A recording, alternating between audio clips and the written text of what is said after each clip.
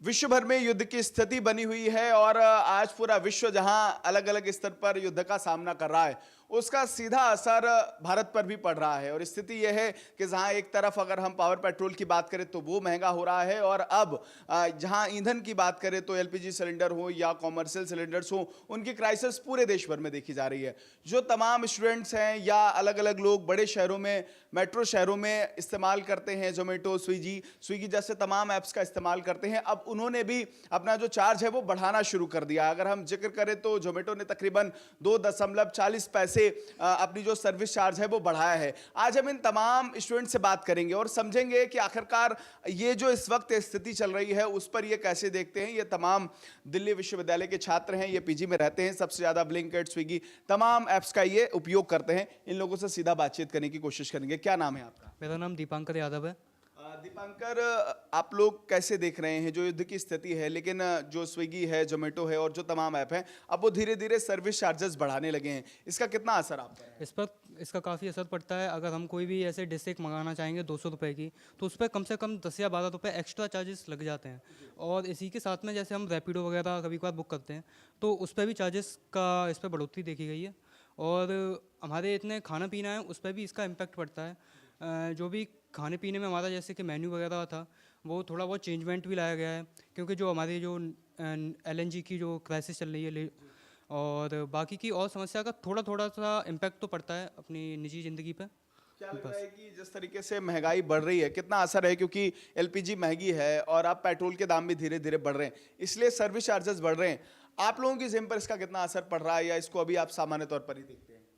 अभी इतना ज़्यादा असर नहीं पड़ता है, लेकिन थोड़ा सा पड़ता है। लगभग मंथली अगर आप एक्सपेंसेस देखना चाहोगे तो 500 to 1000 इतना। अभी एक्सपेंस बढ़ा है, लेकिन युद्ध में जो स्थिति चल रही है, ईरान अमेरिका एक साथ में लड़ रहा है, आपको क्या लग रहा है कि मोदी जी पर आरोप ये लगते हैं कि मोदी जी ट्रम्प से डर रहे? एज ए यूथ आप लोग क्या सोच रहे हैं कि भारत जो इस वक्त कदम उठा रहा है वो कैसे है?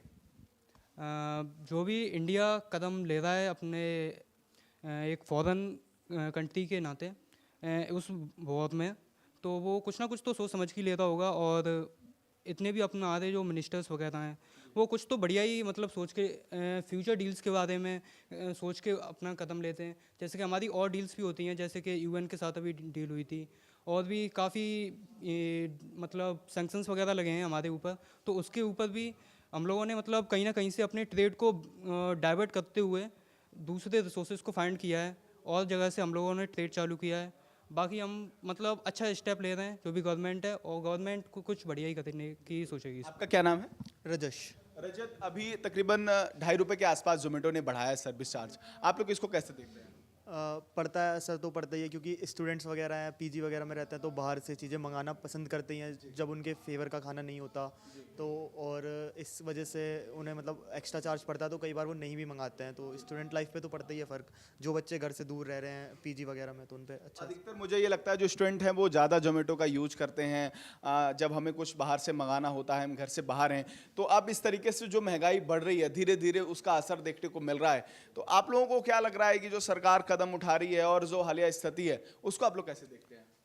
उसे एक अच्छे पॉजिटिव फीडबैक में ही देखते हैं, क्योंकि वो लोग हमसे ज़्यादा एक्सपीरियंस्ड है और वो इस पोस्ट में है, तो कुछ तो उनमें क्वालिटीज़ होंगी।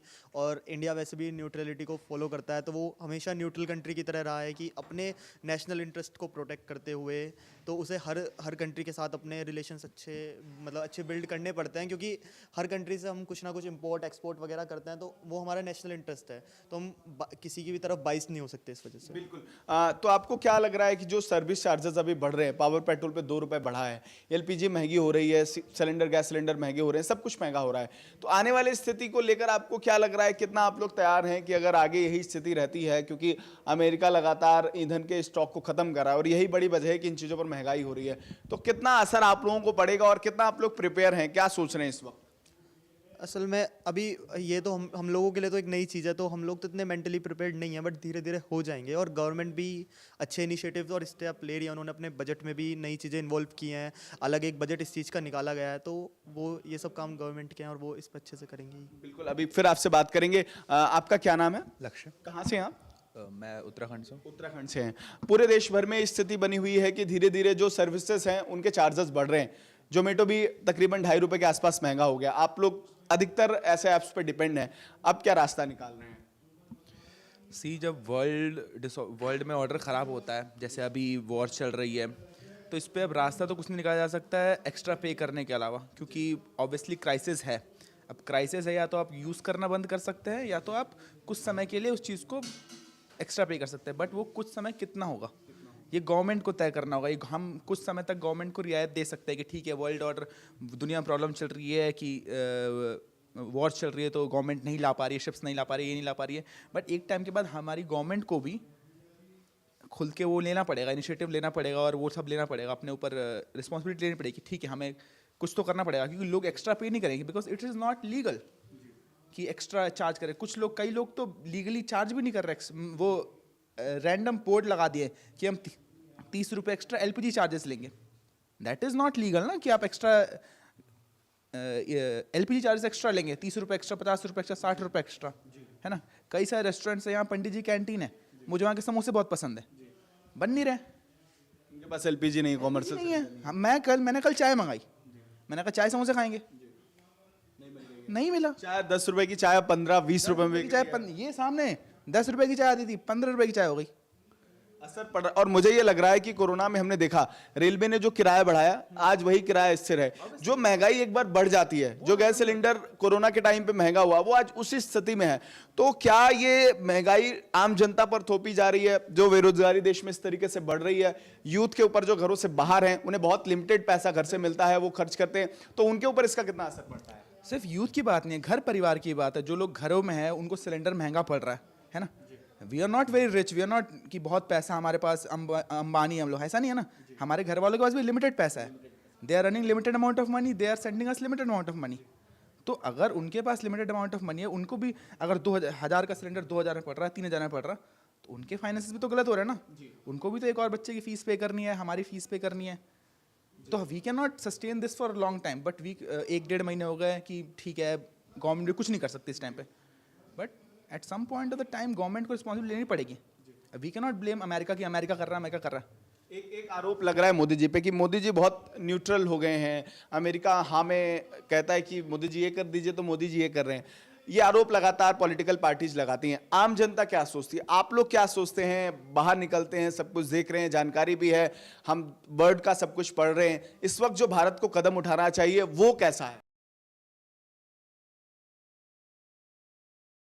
बहुत पावरफुल है ना। तो हम उसके सामने ऐसे नहीं बोल सकते, नहीं हम तुम्हें आ जाएंगे लड़ने। इट वुड बी लाइक कि एक शेर, अमेरिका एक शेर है, तो हम उसके सामने बहुत अभी छोटा जानवर है ना। अगर हम कहेंगे नहीं हम तुमसे लड़ेंगे, तो it would just harm us only. तो हम भी नुकसान ईरान उठा रहा है, ईरान नुकसान उठा रहा था। अब we can not pay the price right now. Simple सी बात है कि हम वो चीज़ नहीं कर सकते। तो हमें डिप्लोमेटिकली हैंडल करनी चाहिए चीज़ें कि हाँ भाई ठीक है, जैसे अमेरिका, जैसे रशिया से हमने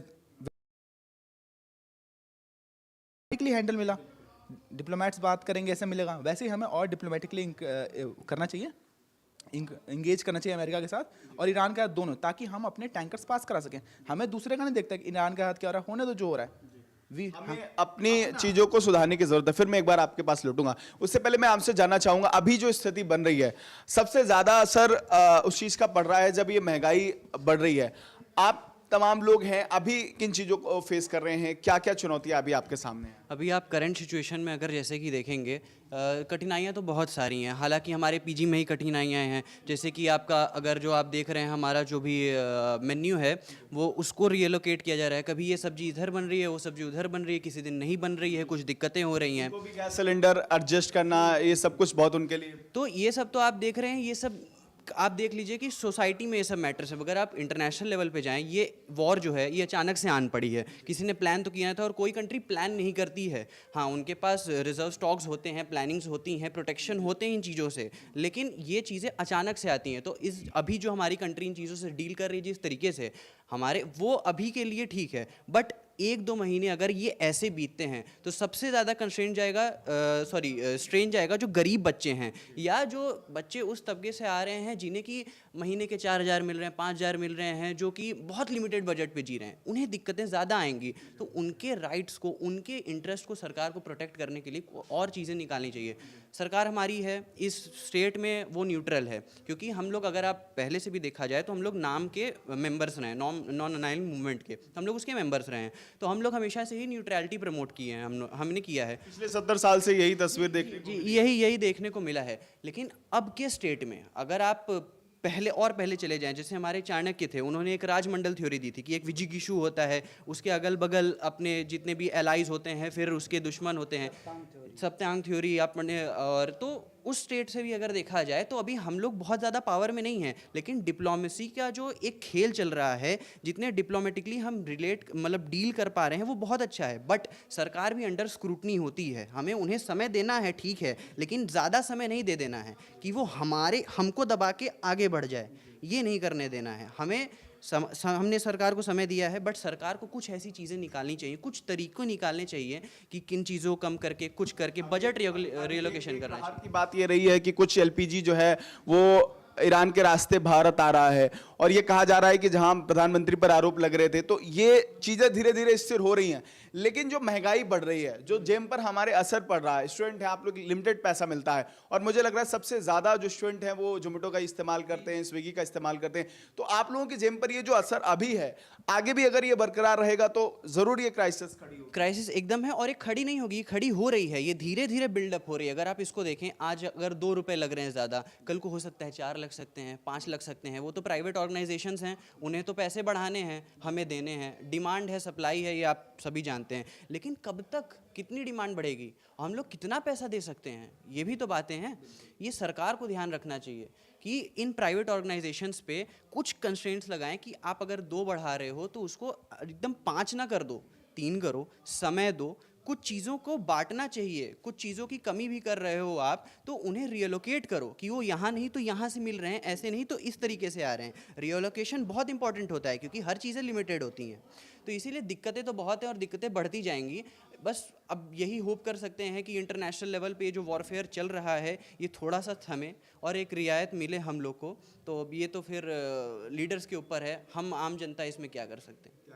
आप लोगों को क्या लग रहा है, जो अभी महंगाई की मार पड़ रही है, मुझे कोई ये कह रहा था कि कॉमर्शियल गैस सिलेंडर और जो अभी घरेलू गैस सिलेंडर अगर हम लेने जा रहे हैं वो 2000-2500 का पड़ेगा, और उसका असर है शायद पावर पेट्रोल महंगा हो रहा है, चीजें धीरे धीरे महंगी हो रही हैं, इसलिए कंपनी जो है वो चार्जेस बढ़ा रही हैं। क्या ये जायज है, और अभी कितना हम इसको देख रहे हैं, सरकार पर कितना भरोसा है, और जो हमारे कदम हैं वो इस वक्त कैसे हैं?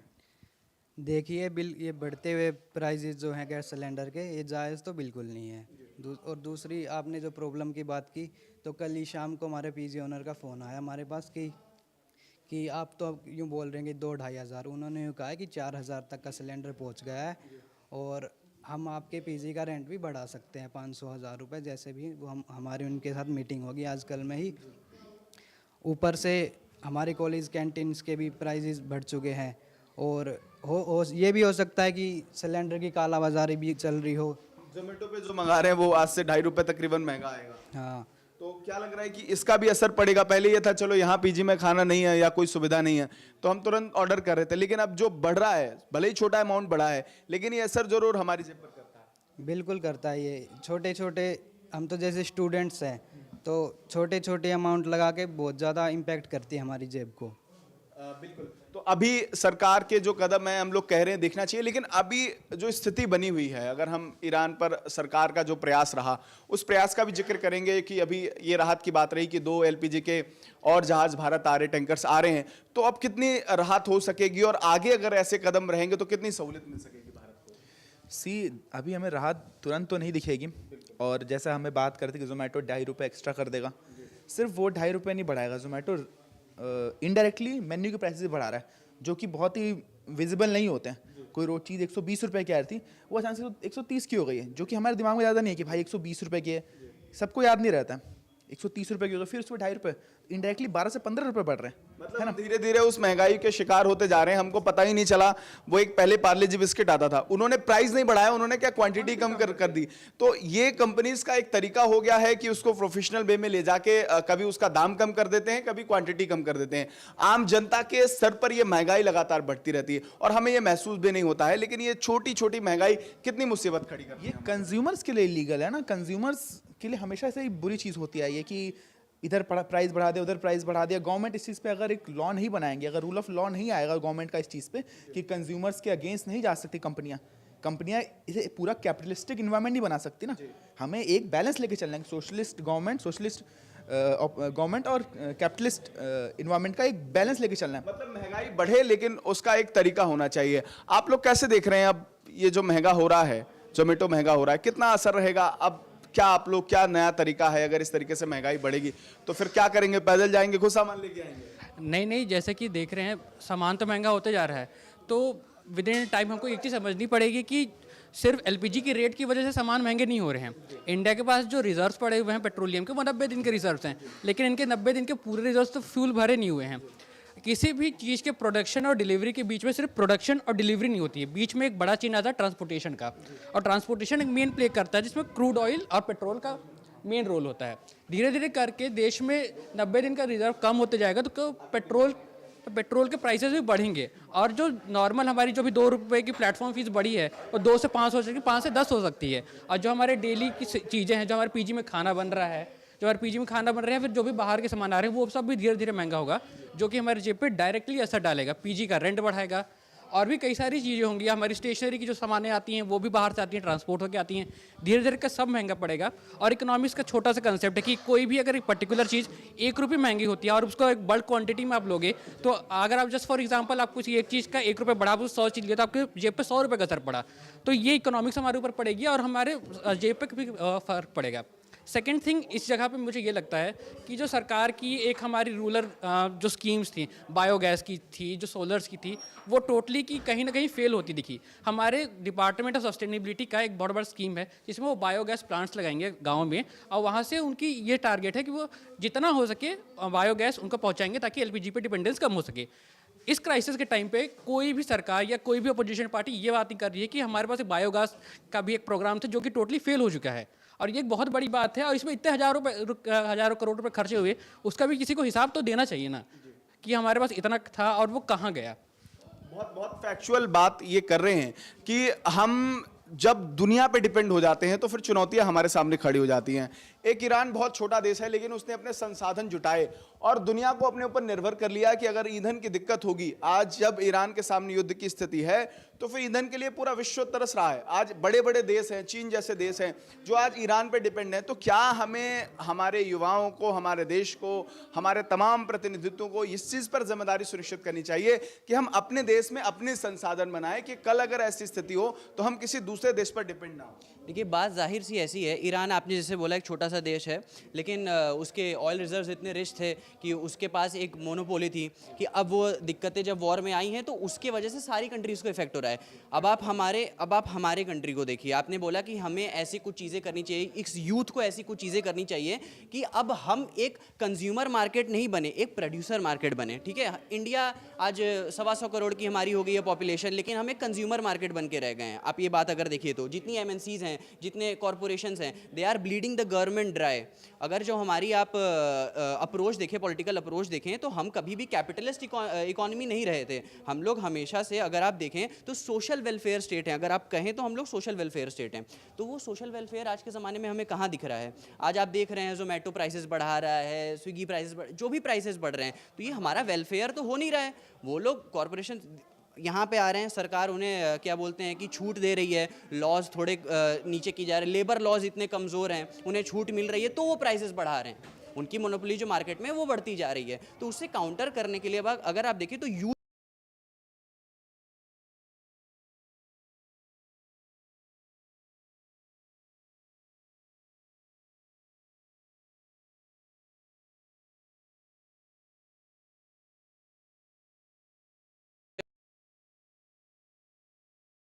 चीज़ों से हम बहुत अच्छे से काउंटर कर पाते हैं। हम कह रहे हैं कि हमने 0 दे दिया, हमने दशमलव दे दिया, लेकिन आज हम दशमलव पर रुके हुए हैं। अब हमें अपनी जो क्षमताएं हैं वो बढ़ानी पड़ेंगी। उसके लिए क्या जो सरकार की तरफ से आप तमाम विश्वविद्यालयों में पढ़ रहे हैं, क्या वो जो तमाम माहौल है वो हमको मिल पा रहा है? संसाधनों को जुटाने की बात हो और तमाम चीज़ों को सुनिश्चित करना हो, क्या इस देश में ये स्थिति बन पा रही है कि सरकार चाह रही है कि हम आत्मनिर्भर भारत की बात करते हैं, युवाओं को प्रोत्साहन दे रहे हैं, क्या ये सब कुछ हो पा रहा है हमारी जो स्टडीज़ हैं उनके अंदर? देखिए, इस देश की सबसे बड़ी विडंबना यही है कि ये देश पास्ट में बहुत जीता है।